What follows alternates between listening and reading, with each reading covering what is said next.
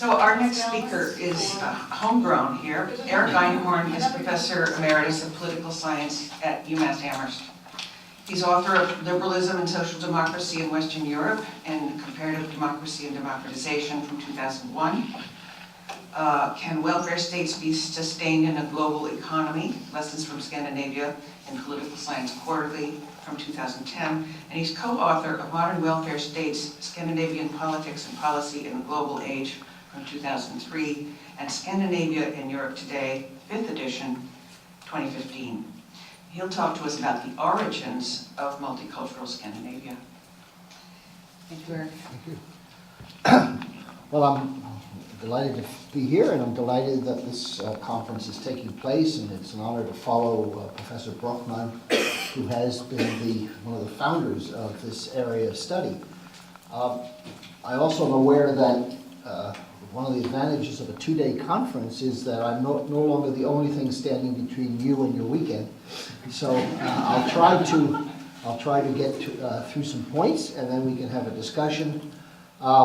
Inevitably, with all of us independently writing our papers, there'll be a little bit of overlap, but I hope that some of the questions that came up, or some of the questions that didn't come up, will be touched on by me and the following speakers. So I will be talking a little more historically, although Greta did a fine job of summarizing a lot of history. It is, to me, of course, interesting that when John Logan and I wrote our books on Scandinavia, immigration was a factor, but a very small factor in the study of the welfare state. And now, thanks to Greta and others, it has become a much more central theme. So no one could write a book on Scandinavia now without a chapter, at least on multiculturalism and immigration. And that does show a pretty significant change in a pretty short period of time. I don't have to remind us, as we read the paper every day, that immigration and migration is a global issue of rising importance in every sector of the globe. The past quarter century has seen massive migration across the globe, and of course Europe as well. The big change, of course, is for Europe in general and for Scandinavia in particular. Historically, migration was emigration, leaving Scandinavia for North America and other parts of the world, which started in the 19th century and slowly built to a tremendous wave almost of over 1 million people by the end of the 19th century, and then began to ebb out into the 20th century. So the period of emigration ended. Even right after World War II, there was a certain bump of emigration as the Scandinavian countries, Finland, Denmark, and Norway in particular, were adjusting to the post-war situation. But nowadays, of course, these are countries that are receiving large numbers of people. Just to put the immigration issue or migration issue into perspective, I found data from the International Migration Organization that said that in 2014, the last year for which at that point we had final statistics, 4.8 million permanent entries occurred around the globe. And the foreign-born population in the OECD, mostly Western countries, totaled 120 million, with significant national variations. In 2015, the year of the most recent refugee crisis, there were 1.3 million asylum applications to Europe, and Germany alone received about 440,000. Sweden, the largest in the Scandinavian countries, as Greta pointed out, received about 158,000, 1.6% of its overall population in just 1 year. So the goal of this short paper is to put this more recent development in something of a historical trend. I'll focus briefly on the pre-1945 period and then look at the post-1945 period that brings us closer to the present. Also, we're dealing with the concept of multiculturalism, which is not an old concept, really, in the study of societies, but because there was, again, a tremendous assumption that until really pretty much the middle of the 20th century, the assumption was that immigrants would assimilate. They would take on the characteristics of the receiving country, and the faster the better. They used to be in Massachusetts. I know this when my wife came in 1971. She received a letter from something called the Bureau of Americanization. Now, nobody would call a bureau quite so bluntly anymore, but the idea was, the assumption was, you're an immigrant to Massachusetts, like many other people have been, and we're here to help you become an American, whatever that may have meant at the time. And so the idea of multiculturalism itself is new globally, and of course even more so in some ways for Scandinavia, in receiving people from, you might say, distant areas. But the idea of a single culture, single ethnicity, single people, nation, in Scandinavia itself is not that old or complete a concept. And I think it's important to put that into some perspective, that the idea of nationality and nationalism is a relatively modern concept, and that is true for Scandinavia as well. I want to say a few words about that, but all of the Scandinavian countries, in fact, have a history of dealing with national minorities, and sometimes more successfully in some cases than in others. For example, in Denmark, a small country, not only were there significant regional variations until the last generation or two, but there was a significant German-speaking minority in the south of Denmark as a consequence of the ambiguous border between Germany and Denmark until well into the 20th century.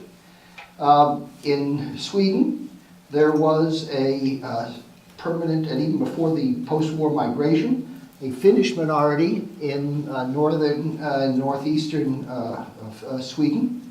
And of course, in Finland, there was a Swedish-speaking minority that reminded people that for most of its history, until 1809, Finland was a part of the Swedish realm. So that was, and remains into the 20th century, an issue for Finland and Sweden. In Norway, of course, Norway only became fully independent in 1905, but inside of Norway there were border areas with Sweden. There was a Finnish minority in the far north, and of course there is the Sami population also in the north of Norway, as in Sweden and Finland. Now the difference, of course, to some degree is that the Sami population, until the 20th century at least, was fairly isolated and remote from the main centers of population and political influence. But that, of course, has changed in the 20th century. So there were significant ethnic, linguistic minorities in the Scandinavian countries. In some cases they were not very controversial, but in most cases there were political issues, such as the rights of the Finnish minority in Finland, the rights of Germans in Denmark and of Danes in Germany, because there was also a Danish minority south of the border in Germany. There were some small religious minorities in Scandinavia, despite the success of the Reformation in creating a religiously pretty homogeneous region. None of the divisions that you find in much of Europe between Catholic and Protestant, but there were minorities, a small number of Jews in the Scandinavian countries, mainly Denmark and Sweden, a small number of Catholics in all of the Scandinavian countries, and of course a scattering of what we call free church or non-Lutheran Protestants and other religious movements, particularly in the 19th century on. So the idea of accommodating intolerance has been on the agenda in Scandinavia for quite some time. To take the countries individually and look a little more focused, modern Denmark emerged from the interplay of dynastic and strategic politics in Northern Europe. As recently as the middle of the 19th century, the Danish realm consisted of 6 entities. There was the Kingdom of Denmark proper, which is what we think of today. Until 1814, there was the province of Norway. There were also the distant territories of the Faroe Islands, Iceland, under Danish rule. And indeed, there was even a group of West Indian islands, which we know today as the Virgin Islands. And I have to make a little plug. Today is literally the 100th anniversary of the transfer of what's now the U.S. Virgin Islands from Denmark to the United States. We bought them from Denmark in 1916-17. So as recently as that period, Denmark had a small and not significant colonial holding.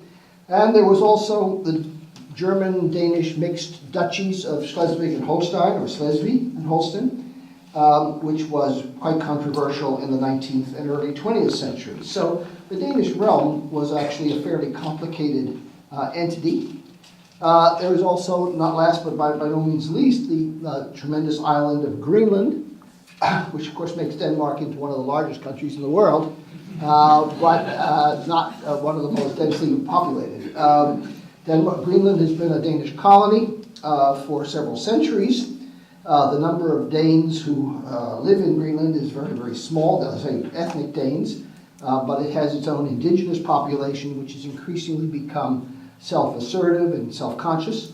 And indeed, Greenland was transformed after World War II from a colony into an integral part of the Danish realm, and then on to a high degree of autonomy in the most recent period. So this is an example, I think, of the complicated nature of one European country, but many others. Sweden has had a little less dramatic geographic changes. Having gained Finland in the Middle Ages, Finland was a major part of the Swedish realm until 1809, when it was transferred to Russia, which of course was not voluntary. It was a result of the Napoleonic Wars. One of the ironies is that probably the creation of a Finnish state, Finnish nationality, was promoted by being separated from Sweden and put under as a Grand Duchy of Russia, though by the time Finland got its independence, which is also just over 100 years ago, in the end of 1917, the Russians were no longer particularly welcome as the controlling power in Finland. And of course, Finnish-Russian relations have been dramatic during most of the 20th century. But Sweden had, of course, acquired many provinces in the 18th and the 17th century at the cost of Denmark. And indeed, the history of Swedification, if that's the word, of the southern provinces was very ruthless at times. And there still are certain regional differences in Sweden dating back to the time when various parts of the country were acquired. Norway is a relatively new country as an independent country, although its history is as ancient as all the other Scandinavian countries. And I've already mentioned that it was only in 1905 that Norway itself became independent. Not to pass over, I mentioned that Finland was transferred first from a Swedish province to a Russian duchy, whatever that may mean. It actually had a considerable amount of home rule, which, given the way the Russians ruled, was a good thing. And finally, in 1917, became independent.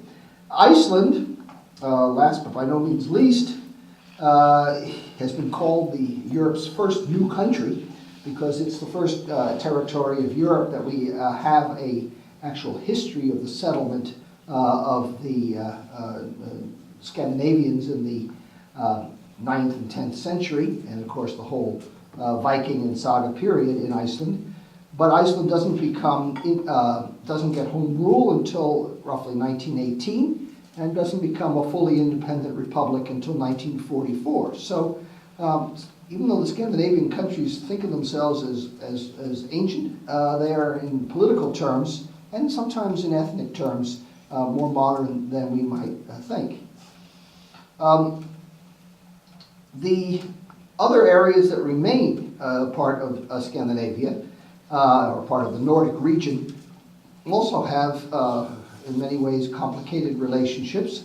I've mentioned that Denmark has the control of a large territory of Greenland, but in the last several decades, Greenlandization, that is to say the effort to try to have the Inuit Aboriginal population of Greenland actually become more responsible for their governance and maintenance, has been promoted with mixed success.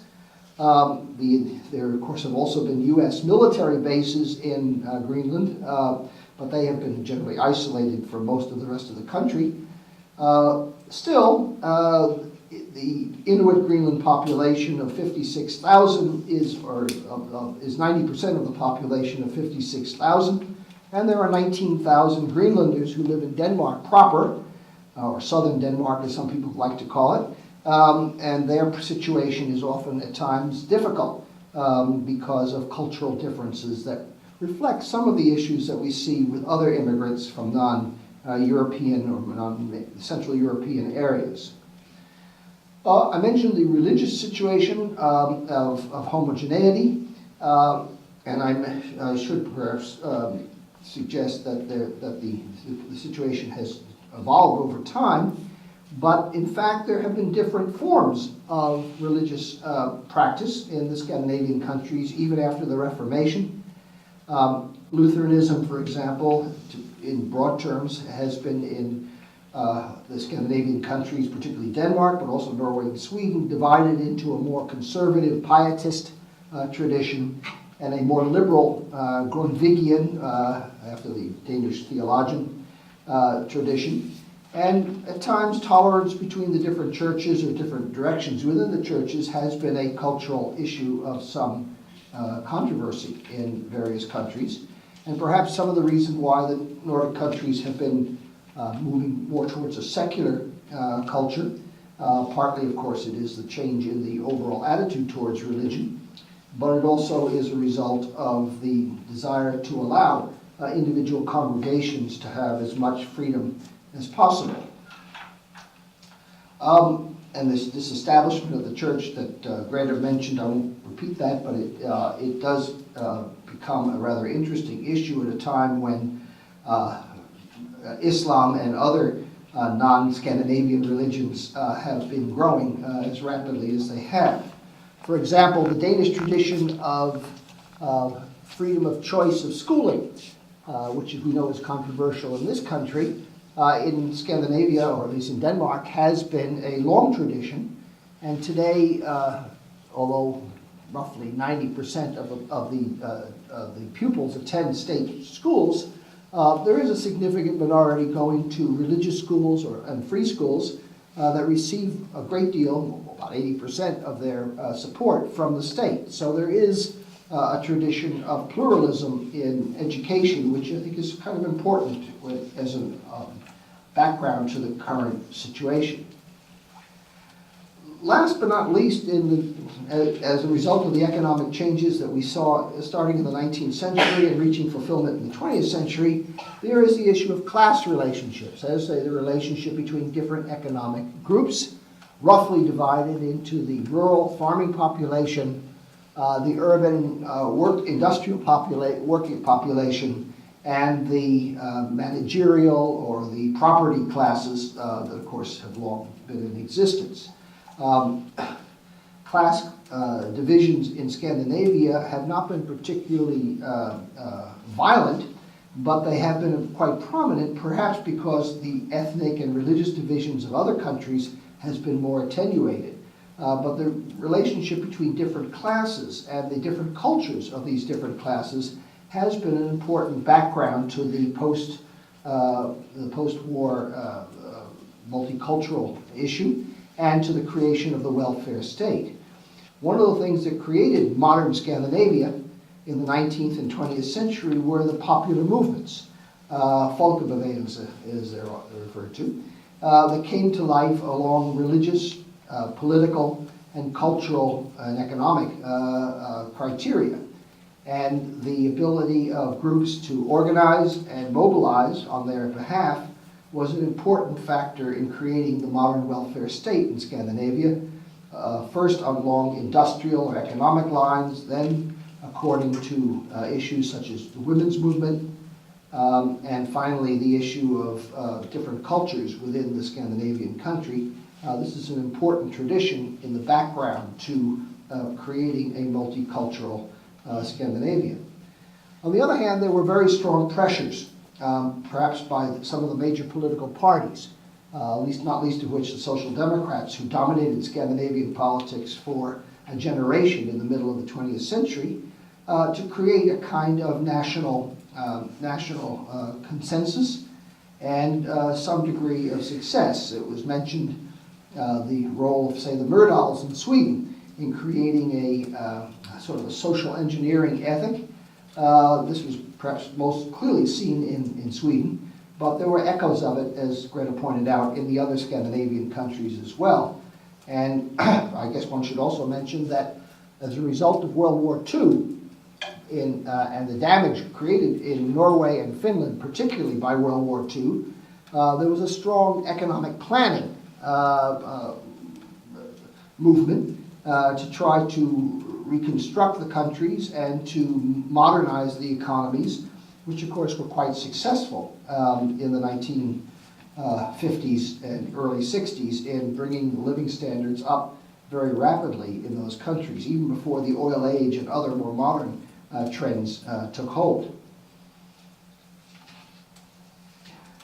So we reached essentially the post-war situation, and I think, again, World War II, as Greta pointed out, is a major dividing point and a major changing point in Scandinavia. All of the Nordic countries in the 1930s were highly restrictive, as indeed most countries were, not least the United States. But even compared to France and Belgium and the Netherlands and a few other countries, even Britain, the Scandinavian countries were very restrictive in admitting refugees from the fascist and Nazi regimes in Europe.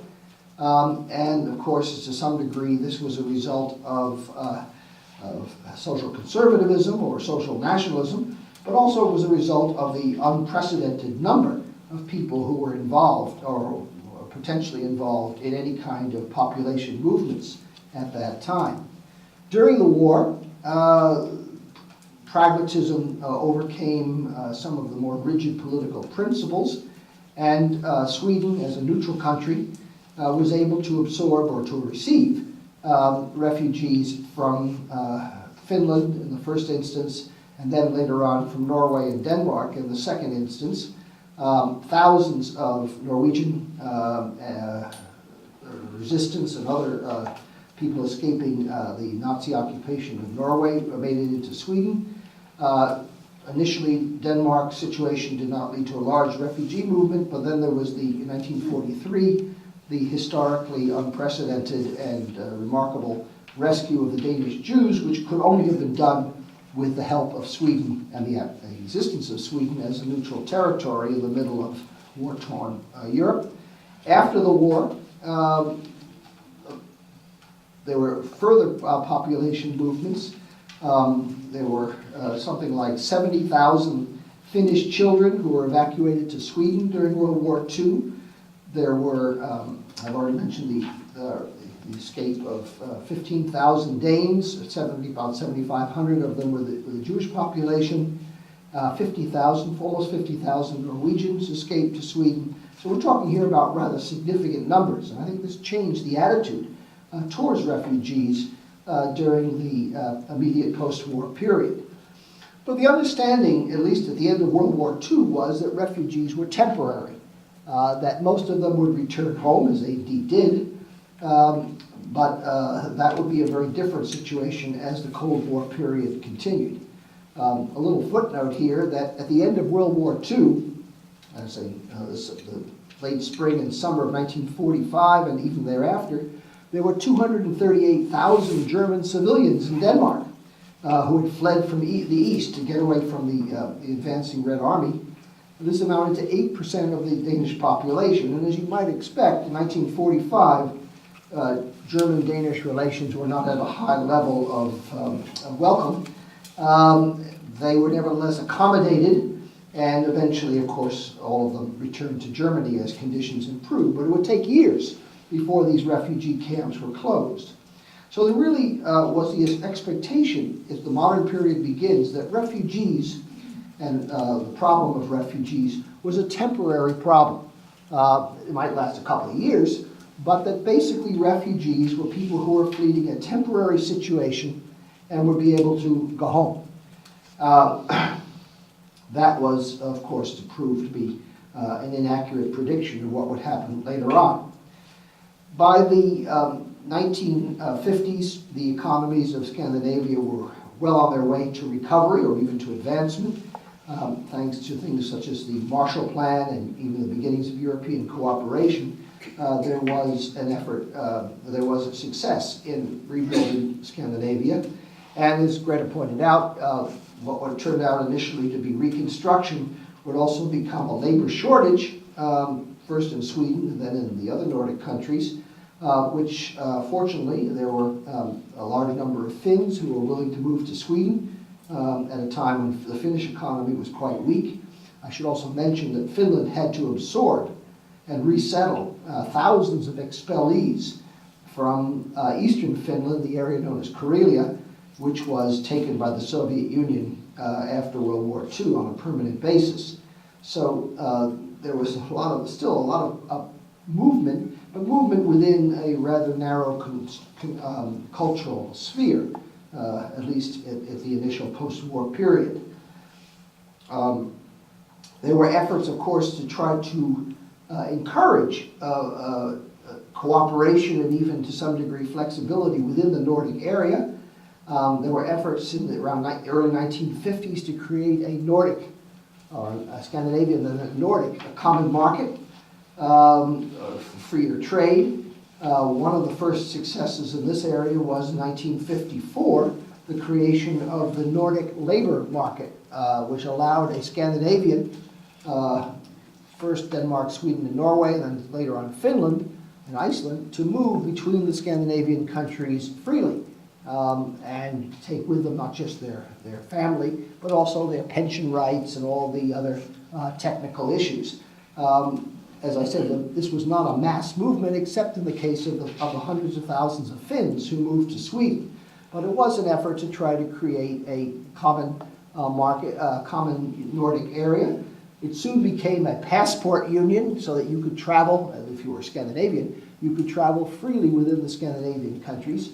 And one of the consequences of the events of 2015 is that there is now, as Greta pointed out, for the first time in two generations, border controls between the Scandinavian countries, particularly between Denmark and Sweden, as a result not of bad relations between Danes and Swedes, but because of the European refugee crisis. So this is a bit of a change. Now, symbolically, it's not very difficult to travel, but it is an example of how global events overcome the regional culture and the regional attitude of the Scandinavian area.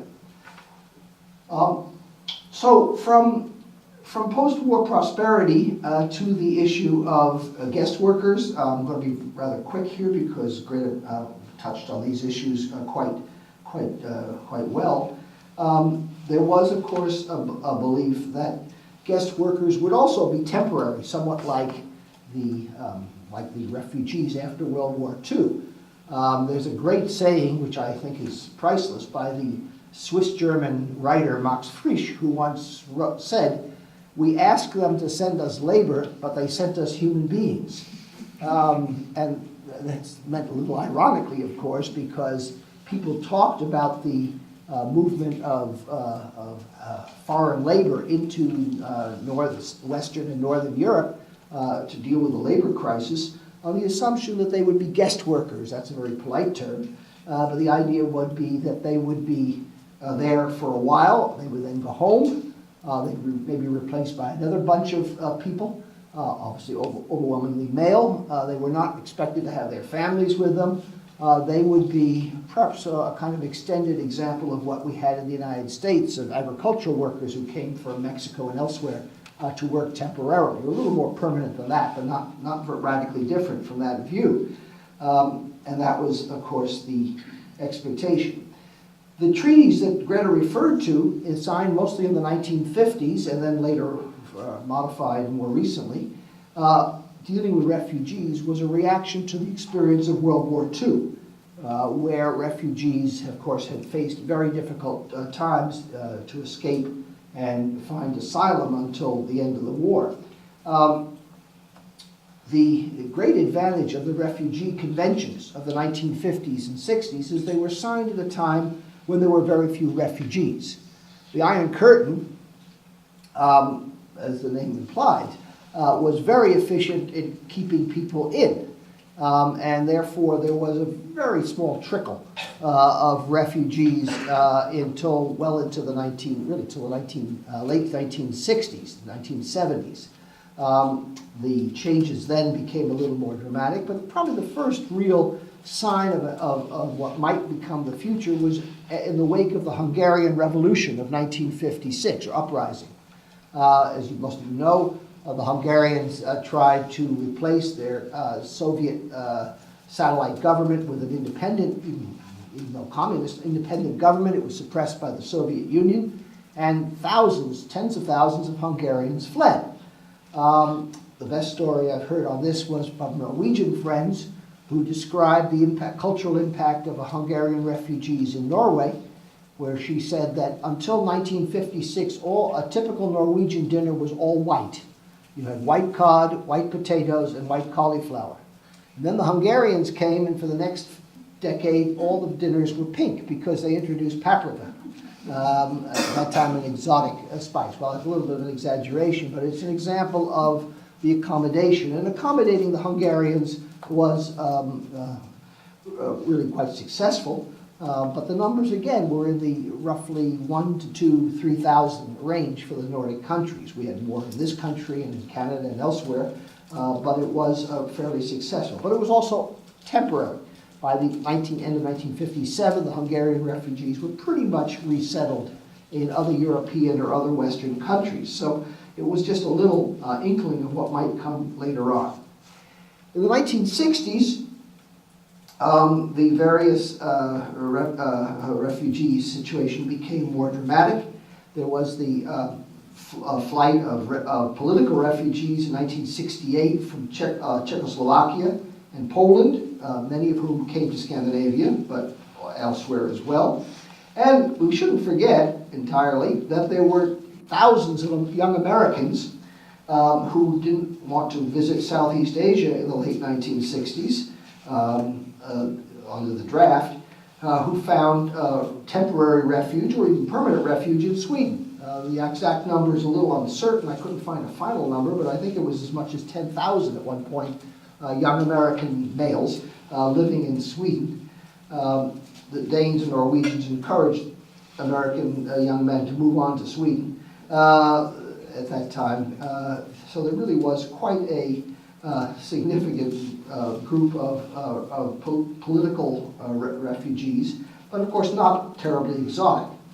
In the 1970s, this changes. Latin Americans, people from the Middle East, people from South Asia, and other areas of the globe began to move, and their accommodation in Scandinavia brings us to the era that Greta described, where multiculturalism becomes an issue and how to receive people. And of course, it is ironic that this wave begins to hit just as the economic situation makes it harder to absorb new labor, both due to slower economic growth and, of course, the increasing demands of a modern economy. Moving along then, when does this become a political issue? And again, I'll be selective here because some of this has already been covered. The attitude toward the refugees and so on changes fairly dramatically. The refugees from communism, first Hungarians, then Czechs, Slovaks, then Poles and others from Eastern Europe, are received as almost semi-heroic, fleeing communism for the more liberal polities of the West.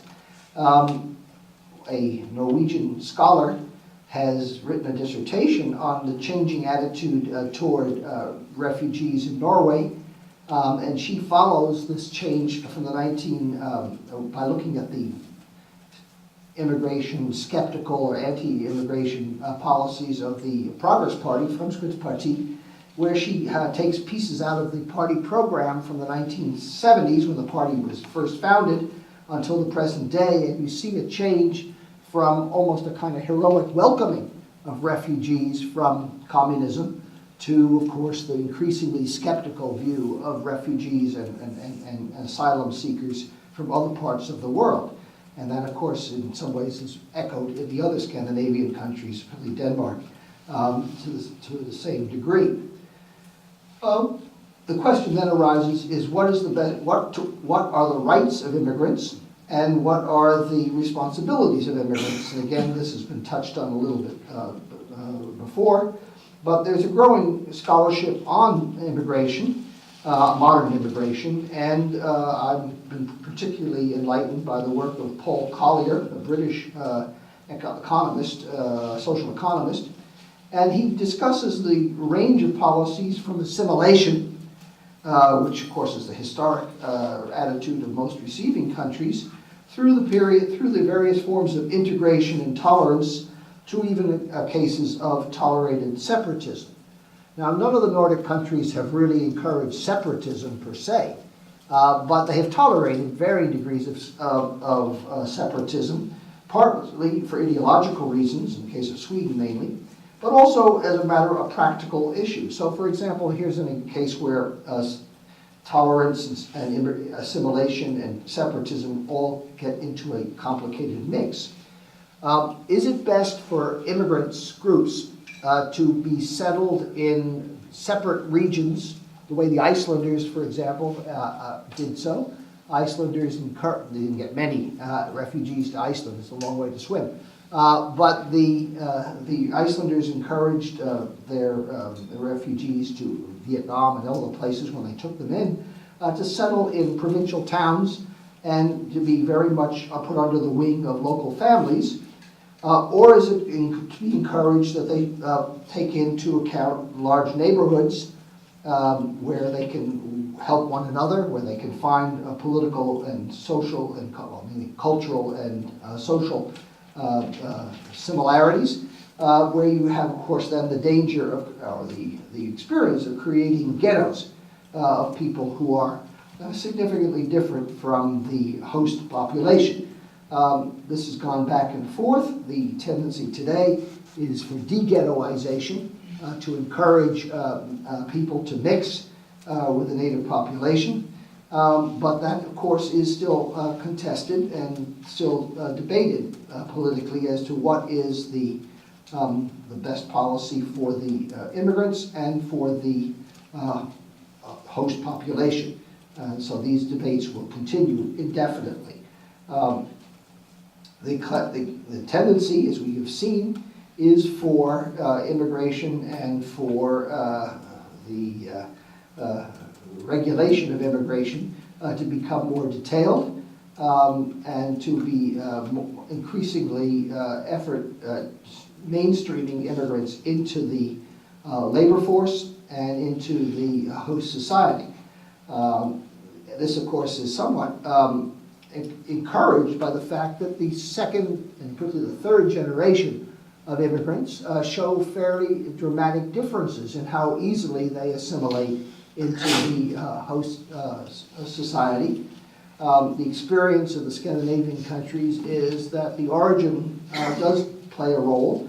Of course, so does the class background, the educational background. It is one thing to receive, say, a refugee who's a doctor or an engineer from the Middle East, another thing to receive a peasant or a farmer from the Middle East who may not even be literate in their own native language. And this is part of the challenge that the Scandinavian countries face today. Groups such as South Asians, East Asians, though not a very large group, have had great success in assimilating into the mainstream of the Scandinavian countries and perhaps other countries as well, whereas people from North Africa and the Middle East have had a much harder time. The emphasis in the Scandinavian countries for the last really generation now towards work, the work line is, as Greta called it, we might call it workfare in the United States, which is to help people to get into and stay in the labor force, has been generally successful with the native population and not been without some success even in the immigrant population, but it does run into certain cultural barriers. For example, if you look at the statistics of who is working in Scandinavia, the gap for many immigrant groups is considerable compared to the native population. And some of that is due to educational, cultural, and other factors. But some of it is also due to the fact that, for example, in many more traditional societies, the role of the housewife, homekeeper, housekeeper, homemaker, what you want to call it, is still very strong. And this is, of course, something that in the 1950s would not have been out of place in Scandinavia, but in the current era is quite different from the native population. So there are these cultural factors that lay behind the political issue of accommodation. Finally, it seems to me very clear that the numbers that Europe and other parts of the world have been dealing with in recent years is the greatest challenge. And the point that was made earlier, that the European Union as a whole has taken on a common responsibility without having an effective common policy, is a major challenge for individual countries that are trying to steer a line between what is economically and politically realistic and what is legally and in humanitarian terms expected of them. And this is going to be a major political issue, as it already is, in all of the Nordic countries and indeed all of Western countries in the foreseeable future. At the current time, the most skeptical parties in Scandinavia are the ones that Greta identified. The Norwegian and Danish parties, the Fremskrittspartiet or Progress Party in Norway, and the Danish People's Party in its current format, have been skeptical of immigration now for quite a few years. Their strength electorally in public opinion polls is somewhere in the 13 to 15% range in Norway and 15 to 18% in Denmark. Sweden is more dramatic because until recently, as you heard, there was no such party really active in Swedish politics, though there was in the early 1990s a brief flurry around something called the New Democratic Party, which was very skeptical of Europe and skeptical of immigration. That party disappeared, but the Sweden Democrats more recently have been polling in the 18 to 23% range, which in a multi-party parliamentary system, it gives them considerable clout if that turns out to be the case in the next election. I guess the next election in Scandinavia will be in Norway, so we'll have some idea of the overall strength of these parties. But the effort to try to find an accommodation between these different political views is going to be a major challenge for the Scandinavian countries. In conclusion then, the past century, if we take roughly the 20th century into our own century, has seen really 50 years of social convergence. The welfare state, particularly in Scandinavia, was extremely successful in narrowing the gap of income, education, welfare, and even cultural differences between the various groups in the society from roughly the end of World War I until the 1960s, 70s. The last 50 years or so have seen divergence as immigrant populations have grown to be a substantial portion of the population. And the remaining integration issues of second and third generation immigrants suggest a prolonged period of adjustment. The continuing influx of immigrants from near and far place multiculturalism at the center of Scandinavian life for the foreseeable future. Thank you.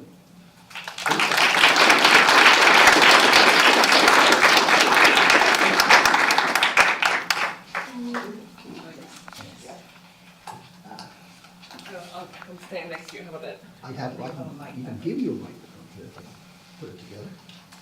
I don't know. I can talk pretty loud. Can you hear me back there? Yes. Yeah. Okay. I'm not a big fan of microphones. Okay. So I want to thank Eric first of all. This is a great compliment to Greta's paper. I think there's they fit very nicely together, and they're a good introduction to the topic of this seminar as a whole. And I appreciate that you brought, at least in some of the historical pieces, Finland and Iceland in a little more, because they're not really Scandinavian, but they're Nordic, right? And they often get left out. They still get left out a little bit in your analysis of the modern crisis, but that's to be understood to an extent. But what I want to do, what I would like to do with this comment is to kind of push back on what I think is maybe a focus on demographics on your part, which I think is a good focus, particularly as it's the quantitative scale of the most recent crisis that is interesting. But as Greta pointed out earlier today, we have to be very, very careful to separate immigration policy from integration policy. And so I want to kind of aim my comments along those lines.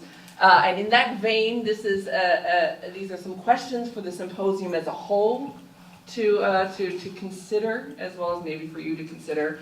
And really, it comes down to understanding multiculturalism as a concept. And multiculturalism it's an essentially contested concept, right? We can't agree on what it means. Not even, certainly not in the popular imagination, and not even as scientists. And so, how do we define, or as scholars, we're not all social scientists, but as scholars, right?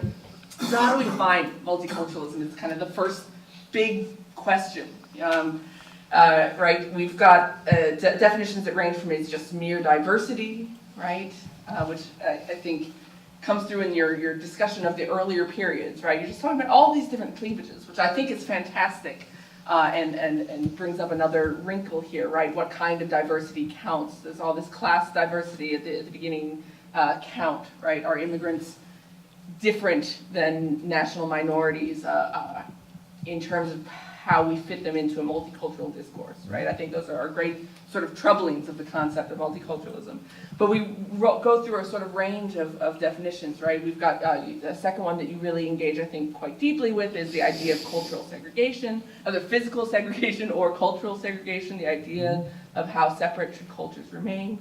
But there are still more radical definitions, right? So you draw on Collier, we could also draw on Jeffrey Alexander, who talks about multiculturalism as constitutive of national identity, right? That multiculturalism isn't just about cultural segregation, but it's about a deep appreciation of difference that can form, itself a point of rallying, right? And the usual example is Canada, right, has this idea of diversity and appreciation for diversity as a central component of national identity. And the question is, how far can we extend that in the case of, say, Sweden or the other Scandinavian countries? And so I think we should be intentional. The comment and the question is, how do we be intentional about our use of multiculturalism throughout the seminar? Mm-hmm. So the second drawing on that, right, is then if we can develop these different concepts of multiculturalism and apply them differently in these cases, then how do we deal with that diversity within Scandinavia, right? And we're just going to focus on Sweden, Denmark, and Norway, but are these countries at different levels of multiculturalism, right? Certainly, you can't just say one place is multicultural and the other isn't, right? But are they at different levels? And Sweden likes to attach a relatively positive valence to the idea of multiculturalism, and as Greta points out, portray themselves as multicultural while the other countries don't quite in the same way, right? They want to project this hostility. I think that's a great way of putting it. Project this hostility around this. So how do we sort of take that concept once we find it and apply it and create these kind of levels of multiculturalism? And then finally, I think we need to think about the fact that in our analysis of opposition to migration, we should also consider opposition to multiculturalism, right? So the Sweden Democrats, and I'm sorry for drawing on Sweden mostly, but it's a case I know best, right? Sweden Democrats are very importantly not just against migration, but they're also against non-assimilatory attitudes, right, and policies towards immigrants. So the Sweden Democrats don't want multiculturalism, right? They want the few number of immigrants who remain to assimilate, become Swedish, get rid of all of their cultural trappings, particularly their religious trappings, right? So this, I want to kind of end by saying this symposium is about managing multiculturalism, right? But we should also talk about efforts to dismantle multiculturalism, right? And how the interplay between sort of anti-migration and anti-migration politics kind of pushes towards this also, this anti-multiculturalist stance as well. So, those are my comments, and you can respond if you want, but this is really questions for the symposium as a whole, I think. Okay, very, very good. I think some I busted the little microphone here, but anyway. No, I think those are very apposite comments, and I really, I think it's true. I can just start with your final point, that in the opposition to migration, in Denmark in particular, but I think in Norway to a degree too, the anti-immigrant groups are, of course, very much pro-assimilation. If you have to have them, at least assimilate them, that was, you might put it. And of course, the degree has been very interesting. What are some historical examples that one can point to? The role of the Finns in Sweden. I don't know the details of them, but there's been, of course, maybe Marcus can add a few comments too. But the Finnish population that settled permanently in Sweden has moved very far in the assimilation direction. Now, it is not, probably by global standards, a great change from Finnish life to Swedish life, but language and of course moving from an industrial working class into the more modern post-industrial professions has probably made considerable progress, and Swedish policies help the Finnish immigrants as well as Swedish people as well. So there's been that movement. But other groups have had a very different experience. So for example, we take one long-term but very small minority would be the Jewish population of Scandinavia, which is very small, admittedly. I know the Danish case best, which also has had, of course, the drama of World War II, but one of the statements that was made at a talk I was at by the chief rabbi of Denmark, about 15 years ago, but it wouldn't be radically different today. He said that the only problem the Jews have had in Denmark in recent years, and he might change that now, but at least at that time he said, was excessive tolerance. That is to say, they're tolerated so well that they intermarry and become secular, just like all the other Danes do.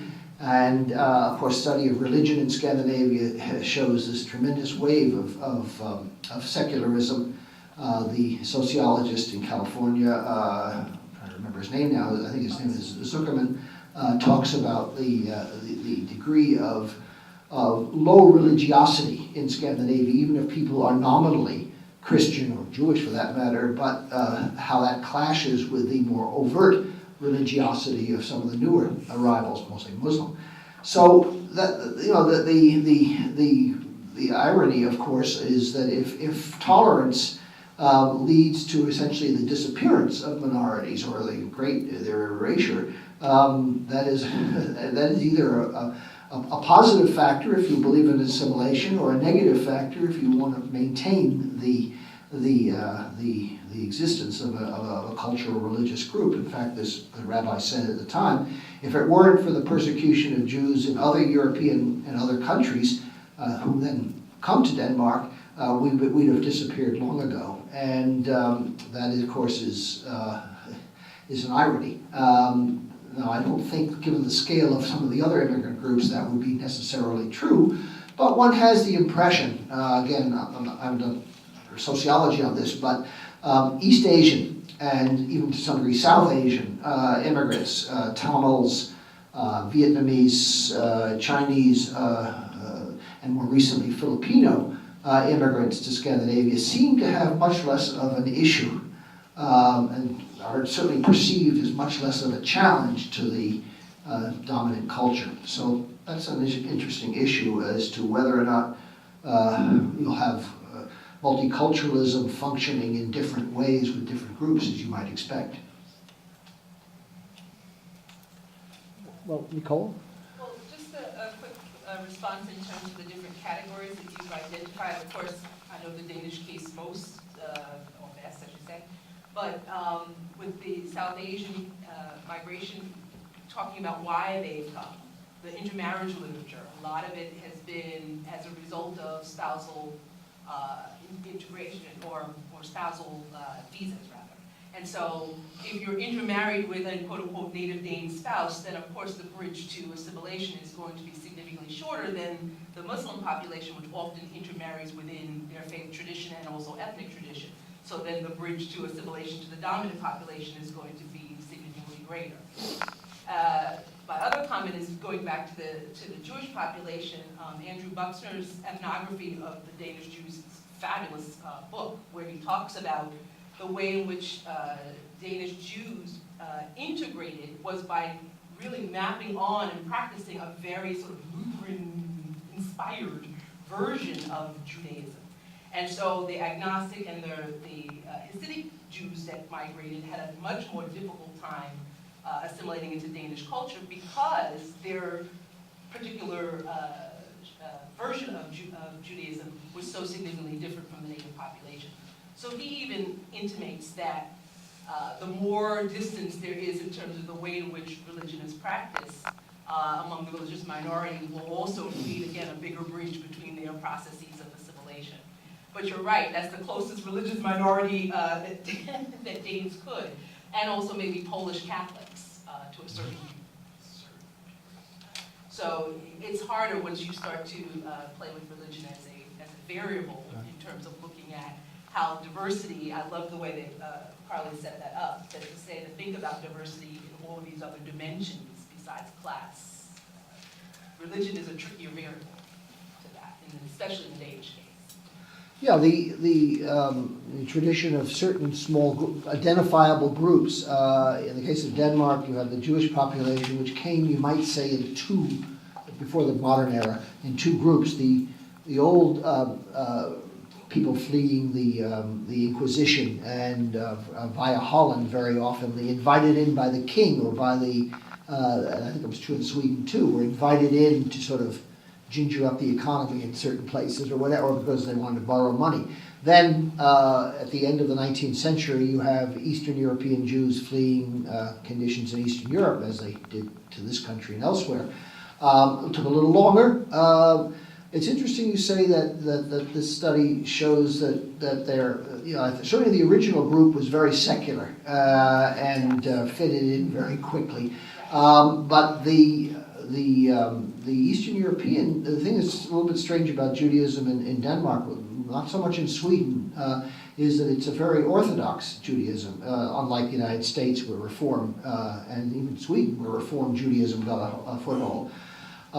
The other groups that you mentioned Poles. There was a Polish immigration to Denmark and southern Sweden at the end of the 19th century, very small, but of course Poles can go home, and even today there's very little, there are lots of Polish people working in Denmark and Sweden, but every Friday afternoon you see them heading for the border because they can basically go home for the weekend, or for vacations at the very least. Other groups that come further away, the matrimonial case is an important one. If you really want to get rid of a minority, marry them as a way of dealing with assimilation. So that's an important group. But there are also, people who maintained their, you might say, their ethnic identity, but have fitted in much more smoothly. I think Latin Americans in Sweden have had a pretty good success rate of coming. That was partly who came during the 1970s, fleeing Chile and elsewhere, were often professional or educated people. So, that is the various groups that come. Yes, thank you for your talk, Eric, and thank you also for the response. This is somewhat inspired by Carla's response because I think... Can you see your gun? You may want to swing around. Come get the mic. Okay. Okay, then I'll stand. No. The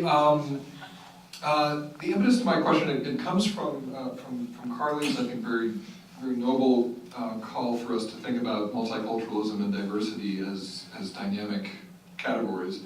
If we do that, then we also need to think about assimilation as being a dynamic category that can exist in various shades and various degrees. I started thinking about that actually, Eric, at the beginning of your talk when you started to describe this Bureau of Americanization. This kind of give you goosebumps.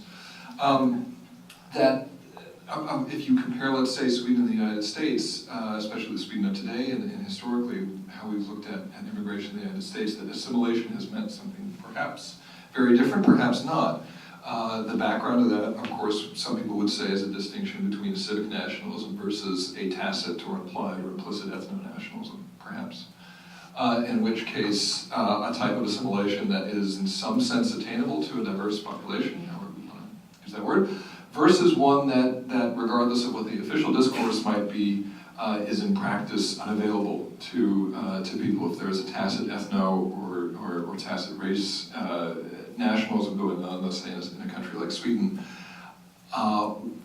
Maybe assimilation is not there. You referenced in your discussion, and Carly did also in the response, that the radical right believes in assimilation. They operate with an assimilationist perspective on integration.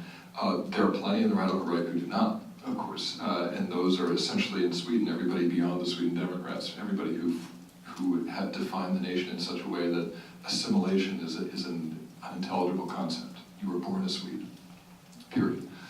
And so my question to you, to put a question mark on the end of this, is how are you thinking about assimilation? If East Asians are more assimilated in Sweden, what are the markers of that? And are we, in fact, to take those markers as definitive? Would they themselves say that they're assimilated?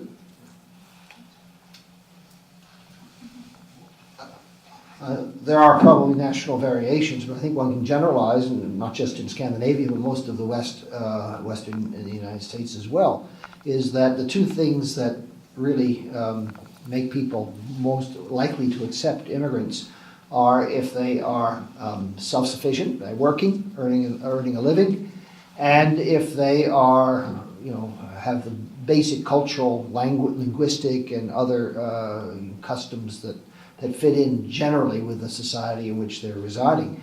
But particularly the labor and getting people to work, that has been a tremendous emphasis in Scandinavia. By the way, not just for immigrants. The view of Scandinavia, the Scandinavian welfare state, as a passive income transferring prospect. I always think of the ending of Catch-22, Joe Heller's, where Yossarian escapes the war by going to Sweden and living on welfare for the rest of his life. That isn't how it works, and never really did, but certainly not anymore. So the effort to try to get people mainstreamed into education and then eventually work is having a major effect. And actually, I know the Danish statistics best, but I think this wouldn't be too different in the other countries. The success rate of second and third generation immigrants moving into education and moving into the labor force is not as grim as some people portray it, particularly for women. In fact, my understanding is that the number of young non-European immigrant women attending pre-university and university courses now is higher in Denmark than it is for the native population, women of the native population. So, university education and preparation for it is having a tremendous success. That will create other cultural issues, perhaps among the immigration population, when the daughters, you might say, of the immigrants are perhaps the most successful group. But that is something that we'll have to wait and see. I don't know if Greta, you have any current information on how it's working in Norway about immigrant women moving into the labor force in some ways more easily than men because of partly for them it's a bigger cultural opportunity, and partly also women are more flexible than men. I think they just generally are willing to start and move up. Give her the mic. Yeah, I don't think I need the mic. I'll just speak up. I'll comment upon this last direct question, but I have two remarks on the question before that. But thank you very much, both of you, for great talks. And I think that this conceptual thing, this multicultural concept that we're all using, is important to be clear about what we're talking about. Because, I mean, none of the Scandinavian countries have actually wanted directly to enforce a multicultural policy. If we're talking in terms of giving group rights, I mean, that's one of the core definitional issues when we're talking in terms of multiculturalism. And it has not been the case. Sweden used to approach the field sort of in a multiculturalist way for the first years, but Sweden has very directly, explicitly left this kind of policy after the late 80s, and they did it directly during the 90s. I mean, they call this policy for the vi och dom policy, and they don't want it. They want a diversity approach instead. So multiculturalism is dead in many ways as a political strategy. And Denmark and Norway never wanted a proper multicultural policy as such. But you use it descriptively, and many people do that, and that's also certainly okay to do that. But I just wanted to make that remark. The question you raised about the female immigrants being more easily included in the labor market is definitely not the case in Norway. I mean, there's a much lower level of employment among female immigrants than among male immigrants in Norway. It's significant, and it's not closing that gap, apparently, for the time being. Second comment. You said, interestingly, that refugees during the first periods in Scandinavia were temporary refugees. And that's very important as a contrast to what has de facto happened in Scandinavia later on. But after the refugee crisis in 2015, all the three countries have now tried to reintroduce temporary protection again, as a way of trying to curtail further refugee immigration. They're just signaling outside that it's not coming to Sweden, Denmark, Norway is not the same as giving a lifetime residency. I don't think they will succeed in this endeavor, but they're nevertheless trying. Last question to Eric. You said something very quickly that I didn't get. You said something, if I understood you correctly, that in Norway the class structure had been important for attitudes towards immigrants. Maybe you didn't. I thought you said, and I thought that's interesting. Can you say more about that? But I mean, if you didn't say it. Sorry, I misunderstood. Let me. Thank you for the comments. I didn't mean to say that, because I don't know. It may be true, but I don't know that as a fact, so I didn't mean to say that. What I in the process of going through quickly, of course, I was talking about some of the historic divisions within the Nordic countries, or cultural differences, and of course Norway had the division of language and region as an issue well into maybe even through the 20th century, but it also had nationalism and then the war as a tremendous unifying force, and to some degree that was true in Denmark and even Sweden and Finland as well. Finland, as some of you may know, got its independence in 1917, but had a very bitter civil war for several months thereafter. Very bloody, very bitter, very un-Scandinavian. And really, for 2 generations, Finnish society was divided, not between Swedes and Finns, but between Finns and Finns who had been red or white during the revolutionary period. So Scandinavia isn't quite the picnic that it sometimes may appear from our modern perspective. More questions or comments? Welcome. Jim? I'll stand up, I hope you can hear me. It occurred to me that there's a factor that exists now that didn't exist 15 years ago or so, in integration or separation, those were words that were used. Ghettoization has occurred because that's not desired. Assimilation has been spoken to, and I think it depends on how many come in a cohort group, right? A small group, say a family, no problem, they live with Norwegians or whatever, and get to know the neighbors. If 10,000 come from the Middle East, what to do with them? And the factor I mentioned that didn't exist 15 years ago or so is that there's a feedback loop, an easy feedback loop through Skype or something like that. So in a way, they're in Sweden or Denmark, but they're in constant contact, could be maybe in constant contact with where they came from. And that didn't used to exist. No. That's certainly true with people going home on vacation. Yeah, but in big groups. You don't go home to Syria on vacation. No, not Syria. No, People but do. they go home to the Middle East. Yeah. I mean, one of the things, if you travel in Scandinavia during the summertime and go to the airports, which are very crowded, you will see many first and second, maybe more generation people going back to the land of origin.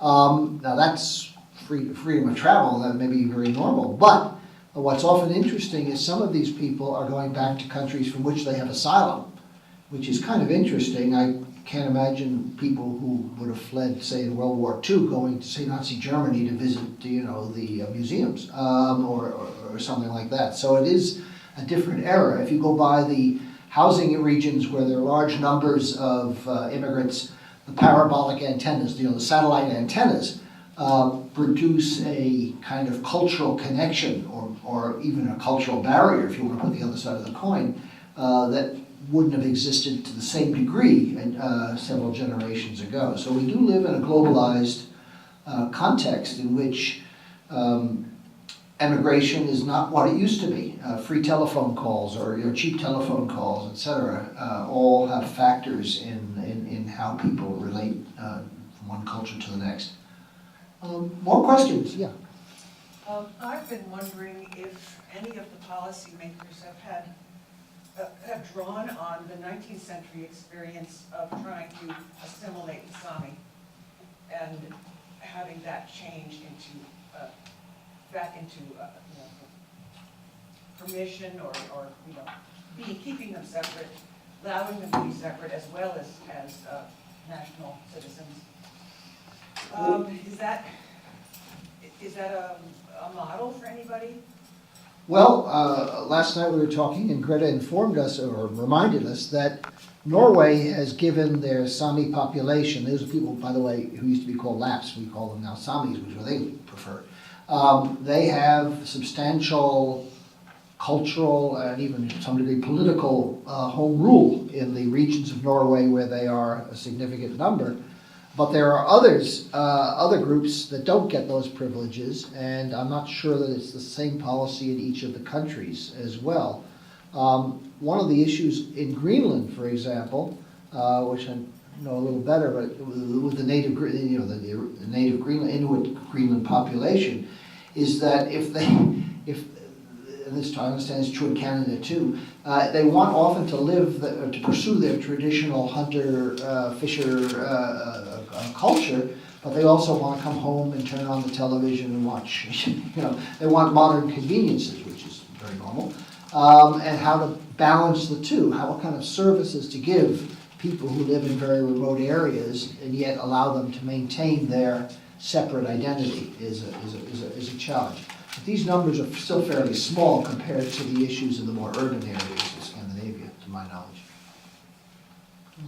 Yeah, I just wanted to add one more factor into how multiculturalism, however this is defined, or how we choose to define it, is discussed presently in Sweden. Sorry for again being Swedo-centric here. And it has to do with what you were just talking about, namely the role of the national minorities in Sweden, and the fact that since the year 2000, Sweden has 5 national minorities. Because of the fact that Sweden ratified the Council of Europe's Convention for Minority Rights, which also has led, you could say, in many cases, to kind of a cultural renaissance among these groups.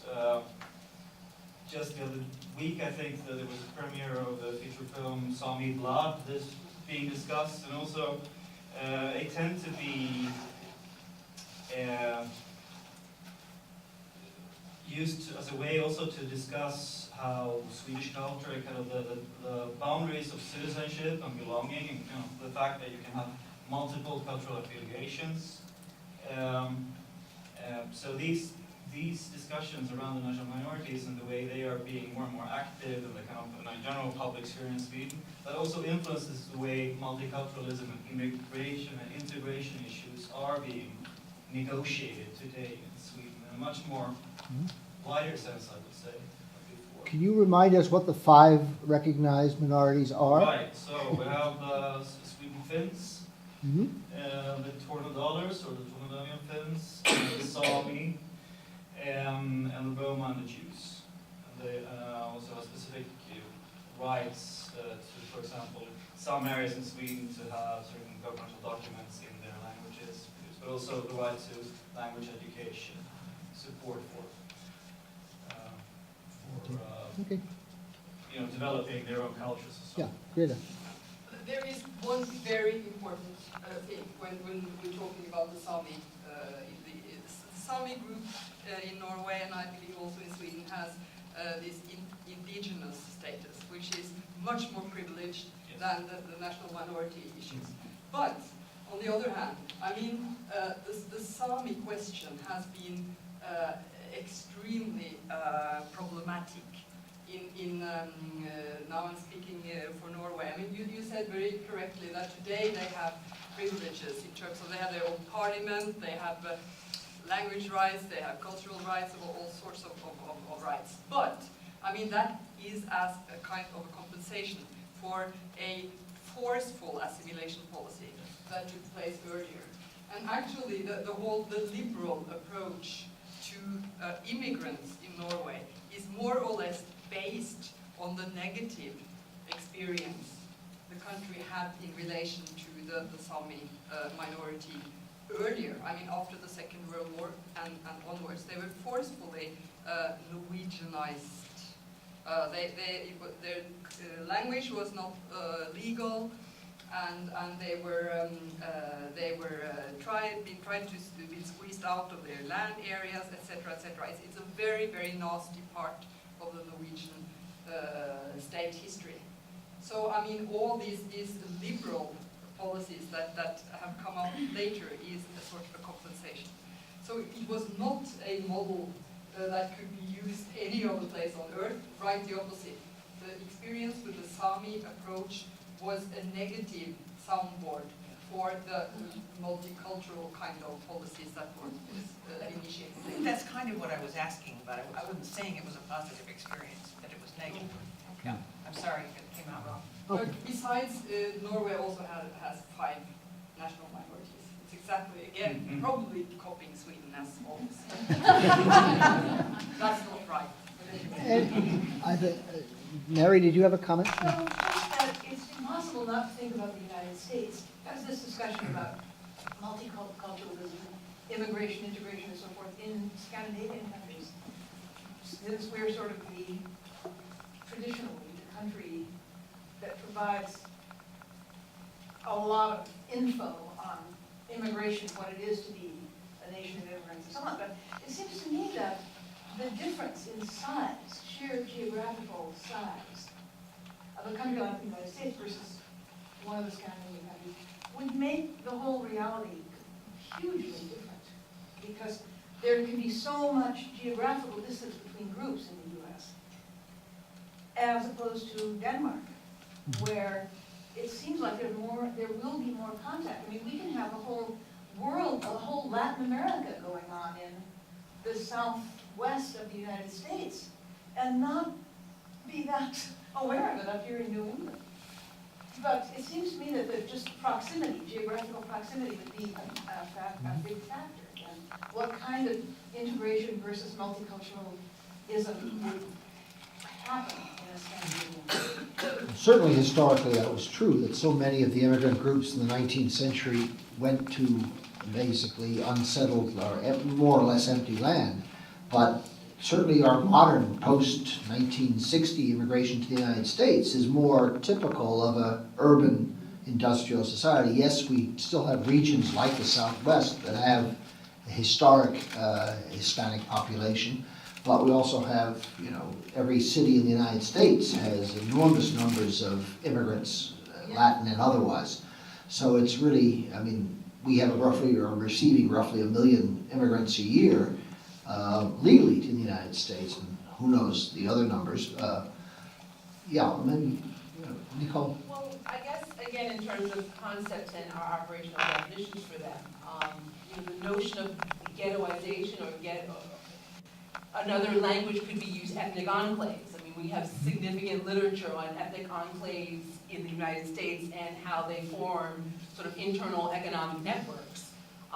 So, again, the way in which that concept is viewed, yes, it could be, as you said, a channel for someone to move to Nordbro, you know, section of Copenhagen, and have previous waves of migration of that same or similar ethnic populations in that neighborhood that would network that person to, you know, informal work options or navigating the quote-unquote system as they assimilate.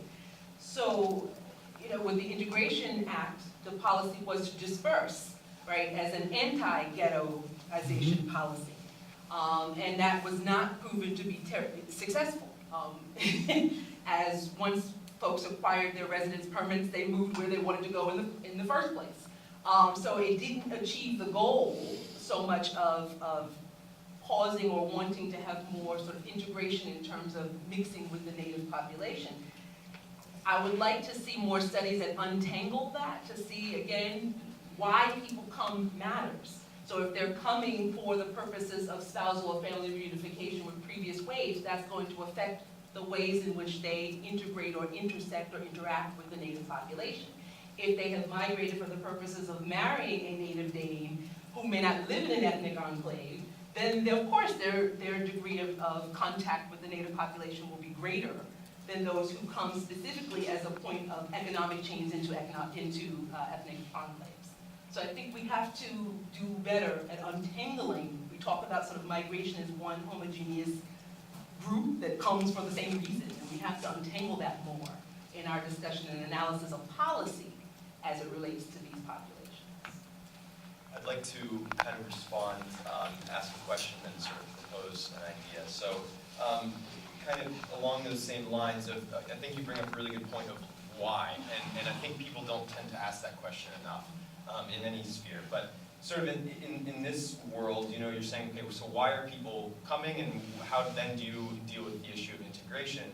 And so I'm sort of proposing that since there's sort of so many different reasons that people move, regardless of what that means, there's the responsibility of the group, you know, whose responsibility is it for successful integration? I think that answer of that kind of depends on what their motivation for coming is, and because there's so many different groups that, you know, move for so many different reasons, I would sort of propose and ask, you know, what you guys think about in terms of, can it be sort of a pluralist responsibility?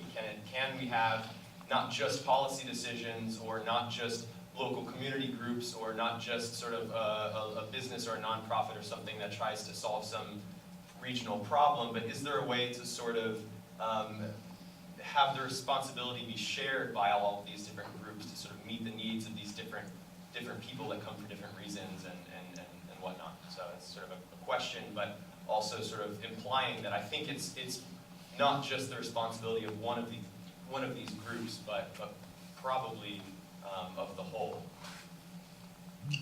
Well, one of the points that was raised by Greta, and I just mentioned it in passing, is that the European Union as a whole had prepared policies or legislation, or whatever you want to call it.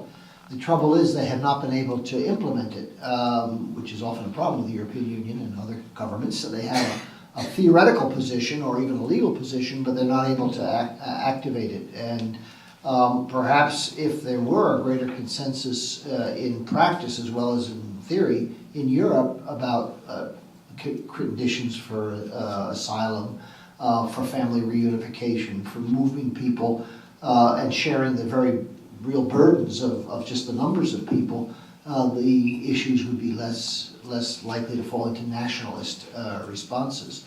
And in so many ways, Germany has done the most as far in recent years of trying to accommodate very large numbers, and with some degree of success, but by no means total success, and that's a real issue.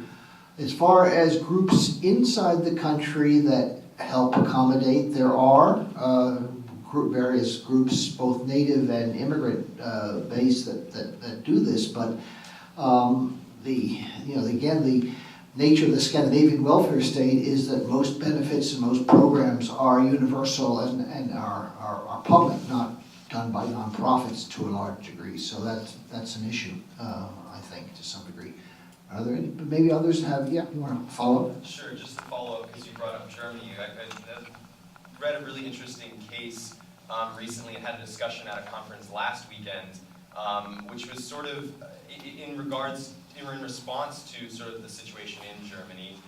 Some businesses are taking it upon themselves to sort of change their policy, help integrate some of the refugees there into their businesses, try to help them become more productive citizens, as it may be. And the question that kind of kept coming up is, well, is it really that individual business's responsibility? How can you really spur on sort of a large-scale cultural shift if it's not coming from the policy direction? But there are also a lot of people who said, okay, well, you know, and you mentioned the case of the EU, you can try to implement a policy, but unless there's also sort of grassroots movements of people sort of wanting this change, or at least trying on a more local level, it's hard to kind of do widespread changes. And for some of the reasons you're mentioning, that all of these different countries and different groups have sort of different attitudes towards the situation. So I'm sort of suggesting that it might take not just policy, but also, you know, all of these actors to come together. And even within the refugee groups themselves, I think part of the responsibility should be shared by them as well. I agree. And of course, the politics, at least in Scandinavia, has become, I would say, on the whole, you know, more skeptical of open door, or of keeping the door as any more open than is absolutely necessary. That seems to be the movement of parties. Even the non-historically anti-immigrant parties, even the mainstream parties, have become more skeptical. I don't know if it's as far along in Sweden, but certainly in Norway and Denmark and Finland, it is pretty much greater skepticism of immigrants or of refugees and of asylum seekers. And of course the issue gets into the fact that large numbers of the migrants are not prima facie obvious. I mean, a person who comes from Syria and is, you know, got a cut on their head from shrapnel, it's pretty hard to argue that they're anything other than a refugee. But when people come from Tunisia or Morocco, and the reason they're coming is because the economic opportunities are much greater in Scandinavia than they are at home, they're not they are economic migrants. They're not, and then the whole legal system gets into being, and then returning people. You know, there was one Danish politician who suggested putting parachutes on them and pushing them out of a plane, but that is not, fortunately, that was Danish humor, not Danish policy. So that works quite well. But the point that Greta made is that there is more of a view today to seeing migrants or asylum seekers as temporary, but that may not be realistic given the recent history. Additional questions, anyone? Okay.